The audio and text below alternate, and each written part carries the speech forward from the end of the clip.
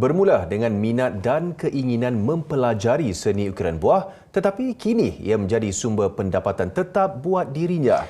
Suri Rumah Iswati Ishak kini bukan sahaja tidak menang tangan menerima tempahan untuk pelbagai majlis, malah berpeluang mempamerkan kemahirannya di beberapa negara serantau menerusi pelbagai acara dan demonstrasi seni ukiran buah. Kisah beliau kami bawakan dalam segmen Potret Inspirasi.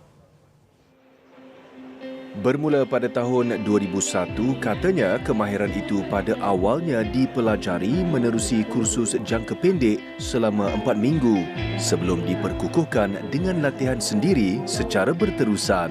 Daripada saya belajar tu untuk saya mahir, saya ambil masa dalam 3 bulan.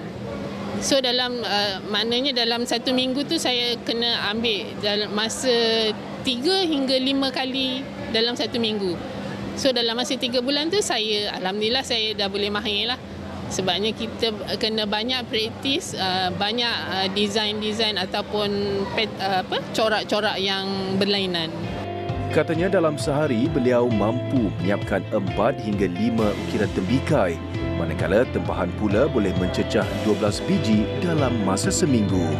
Menurutnya, antara buah-buahan yang sering dijadikan kanvasnya termasuk tembikai, rock melon, sun melon, betik dan limau bali. Walaupun terdapat sedikit kekangan dan kesukaran pada tekstur buah berkenaan. Namun cabaran sebenar adalah ketika memilih bahan mentah kerana buah boleh rosak atau tidak mencapai kualiti diinginkan. Walaupun kita tengok macam tembikai lah contohnya kan, kulit dia cantik, tapi bila kadang-kadang bila akhir kita dah nak siap tu, dalamnya rosak pula. Kita tak boleh nak tentukan buah tu cantik, elok atau tidak. Kita terpaksalah kadang-kadang bila dah buat separuh tu dia akan retak. Itu juga cabarannya. Jadi kita kena ada backup balik lah, kena beli buah ekstra ataupun macam tu. Tempahan selalunya diambil untuk majlis dengan kebanyakan pelanggan tidak menetapkan corak khusus. Sebaliknya memberi kebebasan untuk menghasilkan rekaan sendiri. Ia sekaligus menepis stigma seni ukiran buah hanya terhad kepada acara hotel atau catering semata-mata.